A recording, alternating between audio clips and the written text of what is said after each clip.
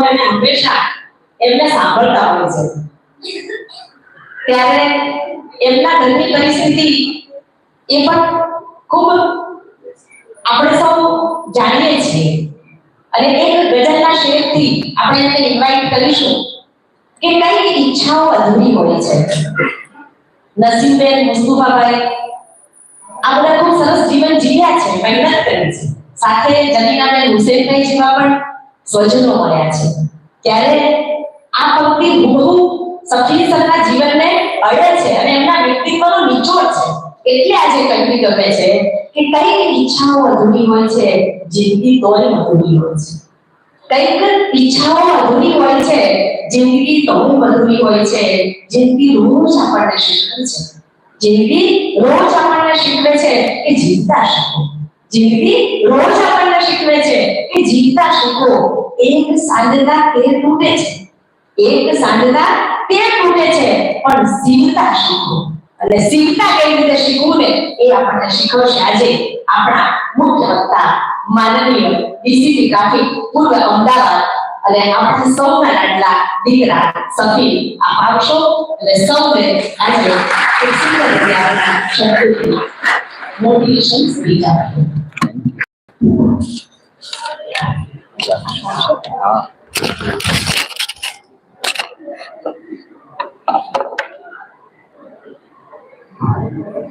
मैं रोशनबेन ने मैसेज કર્યો કે એક વાર બધાને ઉભા કરજો, કારણ કે 9 વાગ્યાથી બધા બેઠા છે, 9:15 થી કાર્યક્રમ શરૂ થયો. બટ એક સમાજની પૃષ્ઠભૂમિ પર એક ધાર્મિક સ્થળે શારીરિક અને માનસિક સ્વાસ્થ્યની ચિંતા કરવા માટે આજે આપણે બધા ભેગા થયા છે. ભાગ્યવશ દુર્ભાગ્યવશ બન્યું છે એવું કે પહેલી વાર જમાતખાનામાં આવવાનું થયું છે. આ નવા જમાતખાના નોકરીનો વાગ, પરિસ્થિતિનો વાગ જે ગણવો હોય, પણ ચાલુ દિવસે આવવા નથી મળતું અને તહેવારોમાં હંમેશા બંદોબસ્ત હોય એટલે ડ્યુટીને પ્રાથમિકતા આપવાની થાય એટલે અહીંના તહેવાર જે છે મિસ થઈ જાય. પણ આજે શાળા નંબર 2 નો કાર્યક્રમ અને આ બંને કાર્યક્રમ ભેગા થયા એટલે ઈચ્છા બહુ ટાઈમથી હતી કે ઘર વચ્ચે, ઘરના લોકો વચ્ચે જઈને વાત કરી. કાણોદર આવવાનું ઓછું થઈ જાય પણ કાણોદરના અપડેટ્સ બધા હોય છે, ન જોઈતા હોય તોય હોય છે. અને સારી વસ્તુ એ છે કે છેલ્લા 3.5 વર્ષથી અમદાવાદમાં પોસ્ટિંગ છે એટલે ગામના લોકોનું આવવા જવાનું પણ ત્યાં થતું હોય છે, એટલે ઓફિસ અથવા ઘરે મુલાકાત થઈ જાય, અપડેટ્સ મળે, પરિસ્થિતિ શું છે એ જાણવા મળે. અને છેલ્લા 6-8 મહિનામાં 1-2 દુઃખદ બનાવો જે બન્યા એ પણ જાણવા મળ્યું. અને એની ચિંતા એટલા માટે વિશેષ થઈ કે જ્યારે આપણે એવું કહેતા હોઈએ કે એક એવા ગામમાંથી આપણે આવીએ છીએ કે જ્યાં શિક્ષણનું પ્રમાણ આટલું સારું છે, જ્યાં ભૌતિક સંપત્તિ આટલી સારી છે, જ્યાં બૌદ્ધિક સંપત્તિ આટલી સારી છે, એની વચ્ચે પણ જો ગામના હોનહાર યુવાનોને એ ગામમાં રહેતા હોય કે વિદેશમાં રહેતા હોય ગુમાવવાનો આવા પ્રસંગો બનતા હોય તો ક્યાંક શું છે એ જાણવું પડે. પણ એને થોડું વિશાળ રીતે જોવા જઈએ તો અમે જે નોકરીમાં છીએ એ નોકરીમાં આવા બનાવ ડેલી જોઈએ છે અને એ બનાવોમાં મોટા ભાગે જે ભોગ બનનાર છે એની ઉંમર ક્યાંક ને ક્યાંક 15 થી 40 વર્ષની વચ્ચે હોય છે. ક્યારે સાંભળ્યું કોઈ ડોસાએ આત્મહત્યા રાહ જોતા હોય તો એ કોલ ના આવતો, પણ એનાથી જીવનનો અંત લાવી દીધો એવું ક્યાંય આપણને જાણવા નહીં. તો એવું શા માટે થઈ રહ્યું છે એ સૌથી મોટો પ્રશ્ન આપણી સામે છે. એના 3-4 કારણો છે જે મને પર્સનલી લાગે છે. એમાં સૌથી પહેલું કારણ એ છે કે જે સંયુક્ત કુટુંબમાંથી આપણે અત્યારે વિભક્ત કુટુંબ તરફ, ન્યુક્લિયર ફેમિલી તરફ જઈ રહ્યા છીએ, જ્યાં માત્ર બાળક, એક બાળક અને મમ્મી પપ્પા છે. મમ્મી પપ્પા બંને કમાય છે, બાળક કોઈક આયા પાસે છે, 3 વર્ષનો માંડ થાય છે ત્યાંથી પ્લે સ્કૂલની શરૂઆત થઈ જાય છે, એલકેજી, યુકેજી ને પછી play school, nursery, LKG, UKG, પહેલું ધોરણ વગેરે વગેરે.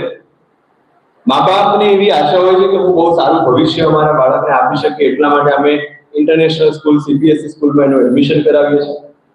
પણ આ બધું આપણે જે કરીએ છીએ માત્ર અક્ષર જ્ઞાન માટે કરીએ છીએ. એને લખતા, વાંચતા અને બોલતા આવડી શકે અને પરીક્ષા પાસ કરી શકે એના માટે. પણ રિયલ સ્ટ્રગલ જે શરૂ થાય છે ને એ 12મા ધોરણ, કોલેજ પછી શરૂ થાય છે, જ્યારે કરિયરનો પહેલો પડાવ આવે છે અને કરિયર બનાવવાની શરૂઆત થાય છે. જે બાળક હંમેશા ઓવર પેમ્પરિંગમાં રહ્યું છે એ જ્યારે નિષ્ફળતાનો પહેલો સ્વાદ ચાખે છે ત્યારે કદાચ એને સહન નથી થતું અથવા એને પચાવી નથી શકતું. અને એ રીઝન છે કે એમની સહન શક્તિ અથવા એ પચાવવાની શક્તિ જે છે નીચે આવી ગઈ છે. આ પહેલું રીઝન કે આપણી જે ફેમિલી સિસ્ટમ બદલાઈ છે, ફેમિલી સિસ્ટમના કારણે જે મૂલ્ય ઘડતરની જગ્યાએ માત્ર ને માત્ર શિક્ષણ ઉપર આપણું ફોકસ જતું રહ્યું છે. That's the first thing. Second thing, આ જે જનરેશન છે જે ઓલમોસ્ટ 2000-2001 પછી પેદા થઈ છે અને જે અત્યારે એમના 20, 21, 22 વર્ષની ઉંમર છે, એમની પાસે ઓપ્શન્સ બહુ વધી ગયા છે. પહેલા માત્ર 4 ઓપ્શન હતા: સાયન્સ, કોમર્સ, આર્ટ્સ લેવાનું, પછી પીટીસી કરવાનું કે એમબીબીએસ ને એન્જિનિયરિંગ કરવાનું. હવે તમે હમણાં મને ખબર પડી કે બીફાર્મ તો હતું, તો હવે ડીફાર્મ કરીને એક નવી લાઈન ચાલુ થઈ, જે કદાચ ફાર્મ ડી, સોરી, જે આમાંથી ઘણા બધાને ખબર નહીં, જેની કોલેજો પણ ગુજરાતમાં આવી છે. કામ ઓલમોસ્ટ સેમ છે, પણ કોલેજોને લાઈન્સ થોડી અલગ અલગ છે. તો એવા તો અઢળક હવે વાઇલ્ડલાઇફ ફોટોગ્રાફીનો કોર્સ અલગથી થાય, ડેટા એનાલિટિક્સનો અલગ લેવલ ચાલતું હોય, artificial intelligence, machine learning, BBA, BCA, what not. બીજું કે એને જે ગાઈડન્સ આપવા વાળી જનરેશન છે એ પાછી જૂની જનરેશન છે કે જેમને મોબાઈલ ચલાવતા આ પેઢી શીખવાડી રહી છે. અને એના કારણે આ પેઢીમાં કન્ફ્યુઝન વધારે છે. શું કરવું, શું ન કરવું, ક્યાં જવું, ક્યાં ન જવું. બની શકે એ ગાઈડન્સ નથી, એના કારણે કદાચ આ ઓસ્ટ્રેલિયા તરફની દોડ પણ આપણે જોઈ રહ્યા હોય. ક્યાં જવું છે, શું કરવું છે, we don't know. That's a second thing. Third thing, social મીડિયાના જમાનામાં, ઇન્સ્ટાગ્રામ, ફેસબુક અને યુટ્યુબના જમાનામાં કમ્પેરિઝનનું પ્રમાણ વધી ગયું છે. અને કમ્પેરિઝન માત્ર વ્યક્તિ પોતે નથી કરતો, મા બાપ એમના બાળકોનું કરે છે અને બાળકો એમના મા બાપનું કરે છે. કારણ કે કોઈકની ઇન્સ્ટાગ્રામ પોસ્ટ જોઈ લીધી, કોઈકની ફેસબુક પોસ્ટ જોઈ લીધી, એનો મા બાપ જે છે બાળકને લઈને ફરવા ગયા છે ગોવા કે કાશ્મીર, આ બેઠો બેઠો જુએ છે કે જો આના પપ્પા ફરવા લઈ ગયા, મને તો કોઈ લઈ નથી જતું. એના પપ્પા કે મમ્મીએ કોઈ સ્ટેટસ મૂક્યું છે, એને જોઈને આ જુએ છે કે મારા મમ્મી પપ્પા તો કોઈ સ્ટેટસ મૂકતા નથી. મા બાપને વળી પેલા મા બાપે મૂક્યું છે કે મારો છોકરો બોર્ડમાં પહેલા નંબરે આવ્યો, હું આવું સ્ટેટસ ક્યારે મૂકીશ મારા છોકરા માટે, મારો છોકરો કે છોકરી મને આવી તક નથી આપતા, એટસેટ્રા એટસેટ્રા. એટલે સોશિયલ મીડિયા અને ઇન્ટરનેટના જમાનામાં આપણે વોટ્સએપ કોલ અને ફેસ ટાઈમ પર તો આવી ગયા, પણ દુનિયા જે છે આપણી સંકુચિત થઈ ગઈ. કારણ કે બધું જ હવે કમ્પેરિઝનમાં ચાલે છે, એકની કમ્પેરિઝનમાં બીજું શું કરે છે વગેરે. એટલે આ મોટા મોટા જે 3-4 કારણો છે, એ કારણોના કારણે આજની પેઢી પણ કન્ફ્યુઝ છે અને આજના મા બાપ પણ કન્ફ્યુઝ છે કે કરવું શું, જવું કઈ રીતે અને ક્યાંથી સ્ટાર્ટ કરવું. આઈ એમ વેરી હેપી કે આપણે આજે અહીંયા ભેગા થયા છે આ વસ્તુ પર ચર્ચા કરવા માટે, આ વસ્તુ પર મનોમંથન કરવા માટે. પણ અહીંયા હું જોઈ રહ્યો છું કે બધી જ જનરેશન બેઠી, નાના બાળકોથી લઈને આપણા વડીલો સુધી તમામ, અને દરેક જનરેશનનો મેન્ટલ ઇશ્યુ અલગ છે, દરેક જનરેશનનો સ્ટ્રેસ અલગ છે. એટલે એ જે આજે ચર્ચા કરીશું એમાં ડોક્ટર સાહેબે નાના બાળકો વિશેની વાત કરી દીધી, યુવાનો વિશેની વાત કરી દીધી, મેન્ટલ સ્ટિગ્માની વાત કરી, ડોક્ટર પોલરાય પોતાની જર્નીની વાત કરી.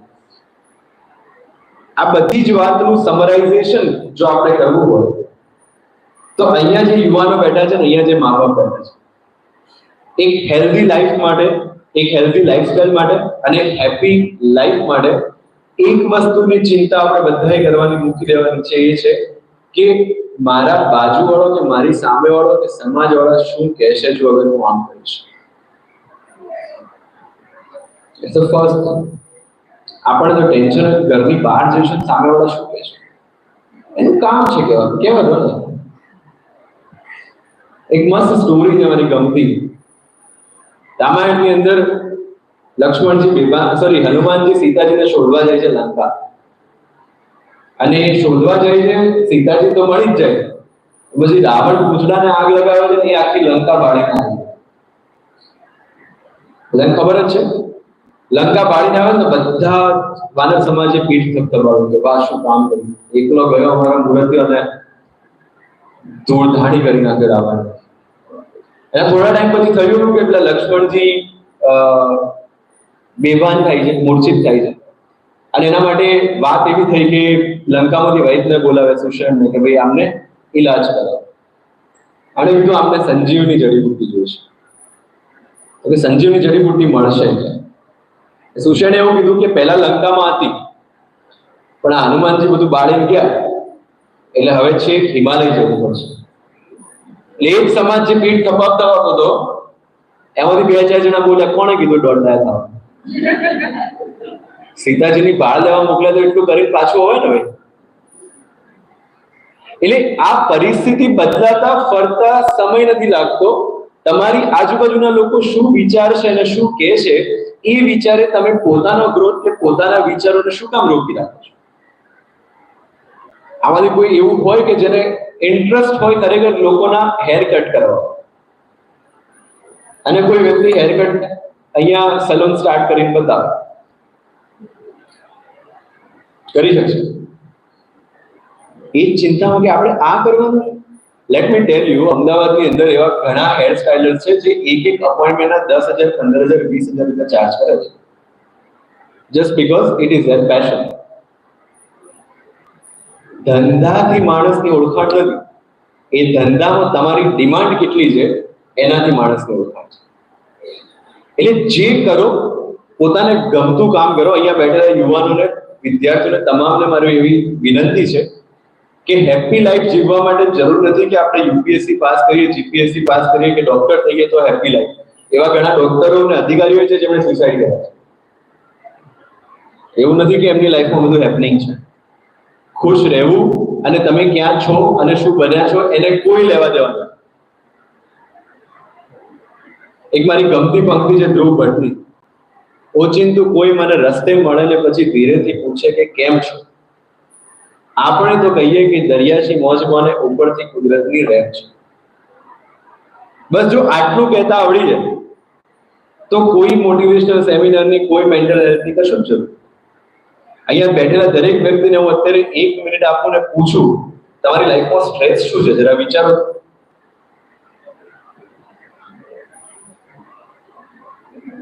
વિચાર આવે છે? બીજું, એ જે વિષયનો જેના વિચારમાં આવ્યું હોય, જેના વિચારમાં સ્ટ્રેસ આવ્યો હોય કે મને આ વિષયનો સ્ટ્રેસ છે, મારો બીજો ક્વેશ્ચન, એ જે પ્રશ્ન તમારી જિંદગીમાં છે, શું એ પ્રશ્ન પર તમારો કોઈ કંટ્રોલ છે? મોટા ભાગે 90% લોકોનો જવાબ હશે ના. અને મારી એક ગમતી લાઈન છે જે હું હંમેશા વિચારું છું કે માણસ છે ને એ હકીકત કરતા કલ્પનામાં વધારે પીડાય. આમ કરીશ તો શું થઈ જશે, ને આમ પેલો આમ કે છે, પેલું આમ કે છે, એમ કરતા કરતા આખી રાત નીકળી જાય વિચારમાં. હકીકતમાં થયું કઈ જ ના. રિલેટ થાય છે ને? આખી કહાની ઘડાઈ ગઈ હોય દિમાગ, અને રોજ અલગ કહાની ઘડાતી હોય. કાલે કદાચ પેલો આમ બારીનો પડદો પાડોશીનો આમથી આમ થઈ ગયો હોય, એવું તો શું ખોટું લાગ્યું છે? અથવા બેન પેલા નીકળ્યા હોય પાડોશી, કોઈ વિચારમાં નીકળ્યા હોય સામેવાળો વ્યક્તિ, એને ઘરમાં કંઈક ઇશ્યુ ચાલી રહ્યો છે, તમારી સામેથી નીકળ્યો હોય, એને ધ્યાન ના આપ્યું તમારું, તમારી સામેથી નીકળી ગયું, તો અહીંયા તો 2 દિવસ એ મનોમંથન ચાલે કે એવું તો શું એટીટ્યુડ હશે, કે શું વિચારવામાં હશે કે સામે વાળાને બોલાય. એના ઉપર ચર્ચાઓ છે. આગળ એના 2 કારણો છે. 2 કારણ હોઈ શકે. બની શકે તમે ભાવનાત્મક રીતે વ્યક્તિ સાથે જોડાયેલા હો, તમને એવું લાગે કે આ કેમ ના બોલાવે, તો એનું સિમ્પલ સોલ્યુશન એટલું જ છે, સામેથી ફોન કરીને પૂછી લો કે ભાઈ હું નીકળ્યો તો તે નીકળી ગયો, તને કોઈ પ્રોબ્લેમ છે? જે છે કે હું વિચારમાં હતો કે મને આ ખોટું લાગ્યું છે, પેલું ખોટું લાગ્યું. અને જો એ કરવાની ઈચ્છા ન થાય તો પોતાની જાતને પૂછો કે આપણે કેમ આટલા નવરા છીએ.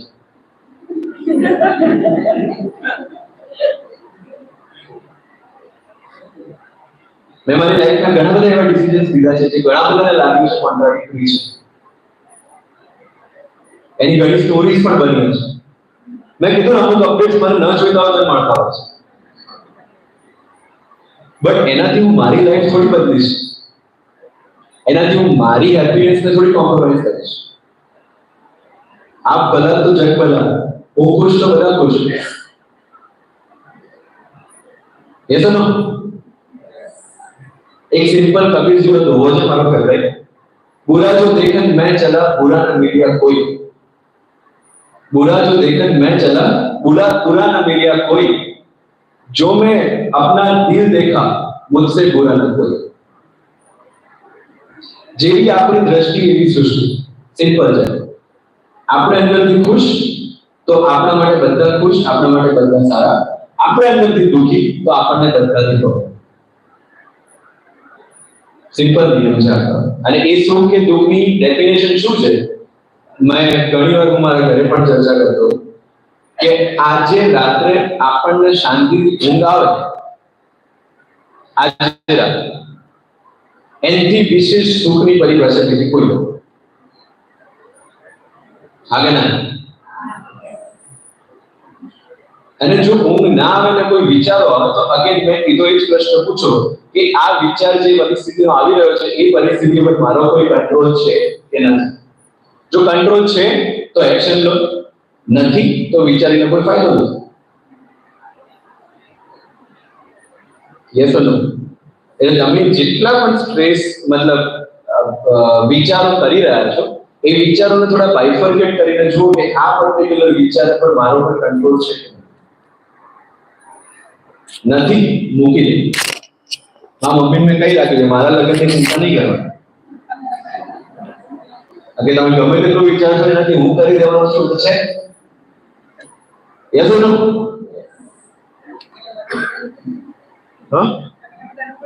હા, એટલે એમને ચિંતા રહે કે ગામમાં જઈને શું જવાબ આપવો.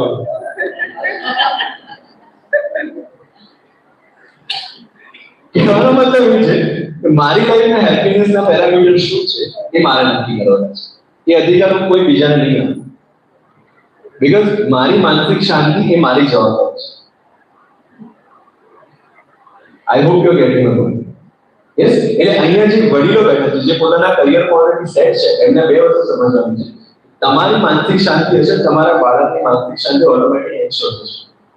પણ તમારી અંદર એન્ઝાઇટી છે, તમારે તમારા બાળકને કેવું બનાવવું છે, કેવું કરવું છે, એ બધી ચિંતાઓ જો તમે લઈને બેઠા છો તો એની વિપરીત અસર તમારા બાળક પર પણ પડશે. એને પરીક્ષા આપીને મારે ઓસ્ટ્રેલિયા મોકલવાનો છે, નહીં મોકલું તો આજુબાજુવાળા શું કહે છે વગેરે વગેરે ચિંતાઓમાં ક્યાંક ને ક્યાંક સબકોન્શિયસલી આપણે એક પ્રેશર બાળક ઉપર પાસ કરતા હોઈએ છીએ. અને શું થઈ જશે ઓસ્ટ્રેલિયા? આ તો અત્યારે તો આપણે બહુ લિમિટેડ લોકો બેઠા છે. જ્યારે ગામ લેવલે પણ આ ચર્ચા કરવાની ત્યારે હું ચોક્કસથી ખુલી રહીશ. મેં જ કાકા કીધું એમ, જેની પાસે ઓપોર્ચ્યુનિટી છે they are most welcome to go. જેની પાસે કોઈ તક છે એ લોકો જઈ શકે. જે લોકો અહીંયા છે એમને એ વિચારવાનું છે કે ઓસ્ટ્રેલિયા ફરવા ક્યારે જશે. અહીંયા જ રહી શકાય છે, અહીંયા બહુ સારી રીતે ભણી શકાય છે, અહીંયા બહુ સારી રીતે કમાઈ શકે છે, ભણ્યા વગર પણ કમાઈ શકે છે. યુવાન મિત્રો જે અહીંયા બેઠા છે એમને મારી વિનંતી છે કે રાત્રે જ્યારે આપણે મેડિકલ ભેગા થઈએ કે નવા કુવા પર ભેગા થઈએ કે ગોદરે ભેગા થઈએ ત્યારે ભેગા થઈને વિચારીએ કે એવો નવો શું બિઝનેસ સ્ટાર્ટ કરી શકીએ કે જેની અંદર આપણી એક્સપર્ટીઝ હોય.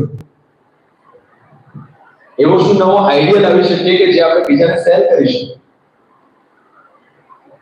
કાણોદર છોડીને પાલનપુરમાં નવું શું કરી શકાય, પાલનપુર છોડીને અમદાવાદમાં નવું શું કરી શકાય, અમદાવાદ છોડીને બહાર દિલ્હી કે મુંબઈમાં નવું શું કરી શકાય. એટલીસ્ટ વિચારવાનું ચાલુ કરો, એક્સપ્લોર કરવાનું ચાલુ કરો. આ ગામના ડીએનએ પર મને એટલો વિશ્વાસ છે કે આપણે કંઈ પણ નવું કરવાનું ધારીએ તો એ ચોક્કસથી કરીને તો રહીએ. પાણી રિચાર્જ કરવાનું વિચાર્યું, 5 કુવા બની ગયા, એની સ્ટોરી થઈ ગઈ. અને યુ વોન્ટ બિલીવ મને આખા ગુજરાતમાં એ સ્ટોરીના કટિંગ આવે કે આજુ તમારા ગામની સ્ટોરી આવે. એટલે એક વસ્તુ ધારી એને પૂરી કરી. તો અહીંયા જે યુવાનો બેઠા છે એમને પણ મારી વિનંતી છે કે તમે જે કંઈ પણ ધારો છો એ બધું જ પોસિબલ છે. જરૂર છે એ દિશામાં વિચારવા. અને આ સ્ટેજ પરથી આ જગ્યાએથી હું કહું છું, આજથી 10 વર્ષ પછી રિવર્સ માઇગ્રેશન સ્ટાર્ટ થશે. જે લોકો ગામ છોડીને, દેશ છોડીને બહાર ગયા છે એ પાછા આ દેશમાં આવશે, કારણ કે અહીંયા ઓપોર્ચ્યુનિટીઝ વધશે. બહાર જે વિકસિત દેશો છે, જ્યાં ઓલરેડી એક એજ લિમિટ ક્રોસ થઈ ગઈ છે, જ્યાં ઓલરેડી સેચ્યુરેશન આવી ગયું છે, એની સામે ઇન્ડિયામાં 10 ટાઈમ્સ ઓપોર્ચ્યુનિટીઝ આવી ગઈ છે. કદાચ તમને ઘણાને ખબર પણ હશે કે જે લોકો અહીંયાથી ઓસ્ટ્રેલિયા ગયા છે એ પાછું હવે ઇન્ડિયામાં ઇન્વેસ્ટ કરી રહ્યા છે. મારી પાસે ડેટા. આપણે ઓલિમ્પિક્સની તૈયારી કરી રહ્યા છીએ, આપણે વર્લ્ડ ફાયર એન્ડ પોલીસ ગેમ્સની તૈયારી કરી રહ્યા છીએ, કોમનવેલ્થની તૈયારી કરી રહ્યા છીએ. કેટલી જોબ્સ, કેટલી ઓપોર્ચ્યુનિટીઝ ને કેટલું બધું નવું આ દેશમાં આવી રહ્યું છે. એટલે આપણી પાસે ઇનફ ઓપોર્ચ્યુનિટીઝ છે. નો નીડ ટુ વરી તમારા વિઝા ક્યારે આવશે. અહીંયા કમાઓ, અહીંયા બનાવો અને અહીંથી પછી ફરવા દો. નો ઓફેન્સ ટુ પીપલ જે લોકો ગયા છે, એમની પણ સ્ટ્રગલ છે, એમની પણ મહેનત છે. બટ આપણી પરિસ્થિતિ જોઈને નક્કી કરવાનું છે કે આપણે જવું કે ન જવું, અહીંયા રહેવું કે શું કરવું. કોઈ બીજાએ કર્યું છે માટે આપણે કરવું છે, ધેટ્સ નોટ ધ સોલ્યુશન. તમને શું લાગે જીપીએસસી ક્લાસ 1 ડીવાયએસપી બન્યા પછી નોકરી છોડવી એટલી ઈઝી વસ્તુ છે?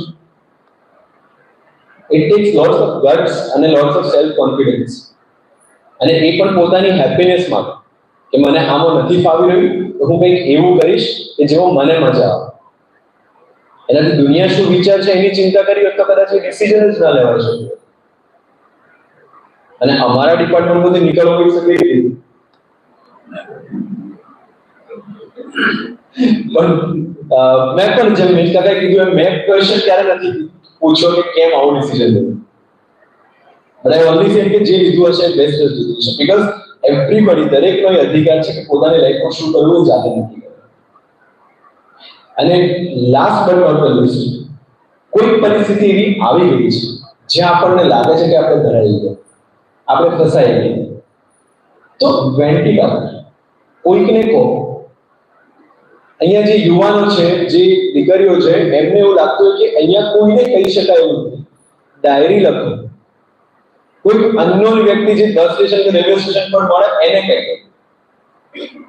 છેલ્લે નહીં તો કબ્રસ્તાનમાં જઈને વાત કરો.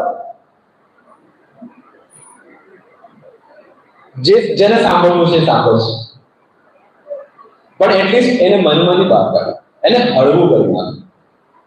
અને પછી જુઓ કે પરિસ્થિતિ તમારા પર હાવી નહીં થઈ શકે. આટલું જ કરવાનું છે. જ્યારે પણ લાગે કે પરિસ્થિતિ બહુ ભારે છે, બે જ વસ્તુ કરવાની છે. એક તો ધીરજ રાખવાની છે અને બીજું કોઈની સામે રજૂ થવાનું છે. મેડમે જેમ કીધું એમ કે આ મેન્ટલ સ્ટીગમાં આપણે દૂર, મેં એવા ઘણા બધા લોકો જોયા છે જે લોકો સાયકોલોજીસ્ટ કે સાયකිયાટ્રિસ્ટ પાસે ગયા હોય અને એમની અંદર ઘણું બધું પરિવર્તન આવ્યું. એટલે એ મેન્ટલ સ્ટીગમાં રાખવાની જરૂર નથી. જેમ પેટ ખરાબ થઈ શકે છે, હાથ પગ ખરાબ થઈ શકે છે, દિમાગ બ્રેઇન ખરાબ થઈ શકે છે, નાક કે ગળું ખરાબ થઈ શકે છે, એમ ક્યારેક ક્યારેક મન પણ ખરાબ થઈ શકે. There is no big deal. એ પણ શરીરનો એક ભાગ છે. તો મનના ડોક્ટર પાસે જઈએ છીએ અને એમાં આપણને ડર લાગે કોઈ ગાને કહેશે તો આમ બી કહેવાનું. જો આવી નવી કન્ડિશન રહેશે તો એના કરતા બેટર છે ડોક્ટર પાસે જઈએ, હવે એટલીસ્ટ એ રિપોર્ટ તો રહેશે કે હું જઈને આવ્યો.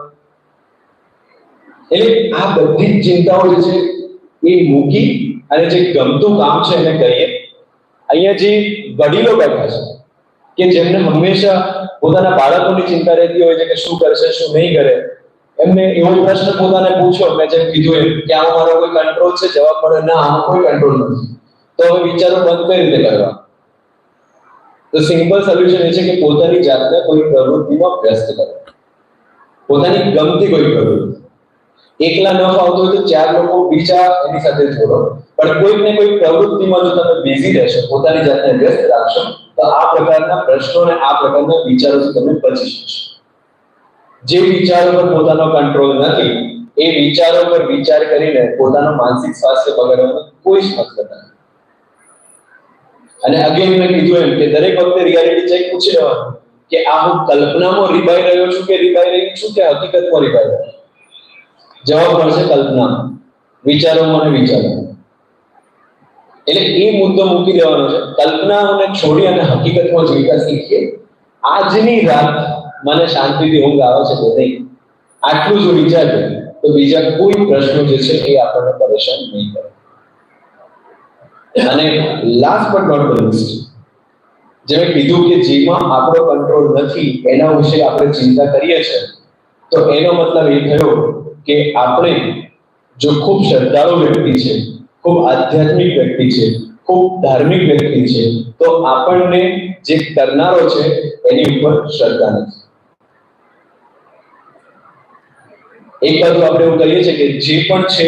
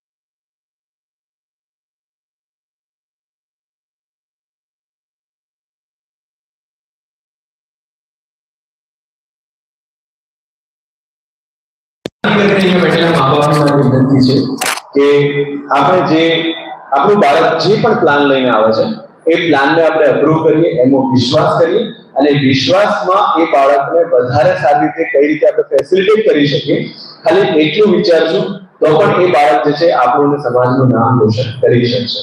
આપણે તકલીફ એ કરી રહ્યા છે કે આપણે હાથી, ચિત્તા, ગાય, માછલી, મગર બધાને એક લાઈનમાં ઉભા રાખી અને કહીએ છીએ કે હવે દોડો, અને પછી મગરને એવું કહીએ છીએ કે તને દોડતા નથી આવડતું, કે માછલીને એવું કહીએ છીએ કે તું ધીમું દોડે છે, જો ચિત્તાને જો કેટલું ફાસ્ટ દોડે છે.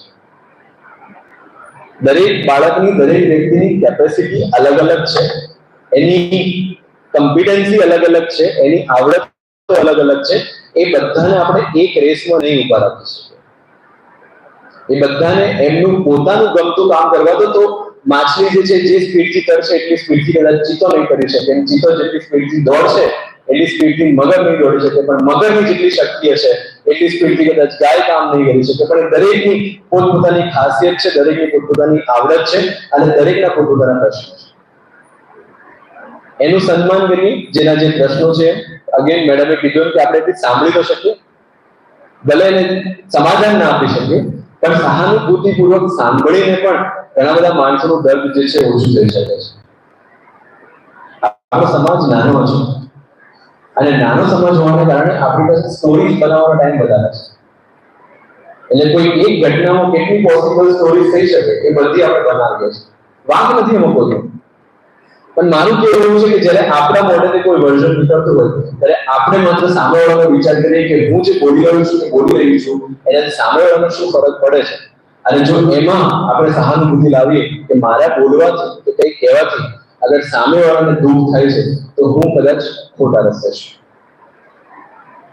ડોક્ટર સાહેબે કીધું નજર લાગી ગઈ છે. આનો વિષય આટલો જ છે. જે નથી માનતા અને રોજ જે રસૂલ સાહેબની ઉપર કચરો નાખે છે, એ દિવસ કચરો નાખવા બહાર નથી આવતો તો એમને પણ જઈને પૂછે છે કે આ જે તબિયત સારી નથી કે શું. આ સહાનુભૂતિ અને આ સમાનુભૂતિ જો આટલું આવડી જાય તો બહાર ક્યાંય કશું શોધવા જવાની જરૂર નથી. આપણી તારીફ ને હૃદય કમળમાં મારો ભાવ હશે, એ આંખ બંધ કરો એટલે દેદાર છે. એના માટે કોઈ ક્રિયાકર્મ કશું જ કરવાનું જરૂર નથી. અને આટલું જો આપણને સમજાઈ જાય, આટલો વિશ્વાસ જો આપી જાય, તો કદાચ ઘણા બધા પ્રશ્નો જે છે સોલ્વ થઈ જાય. મારા ન બોલવાથી અગર કોઈ વ્યક્તિને દુઃખ નહીં પહોંચે એ મને ખાતરી છે તો નહીં બોલું. એની શ્રદ્ધા, એનું માનવાનું જે પણ હોય, મને શું ફાવે છે, મને શું ગમે છે અને મારા હૃદયમાં શું છે, એટલાથી જો હું નિસ્બત રાખીશ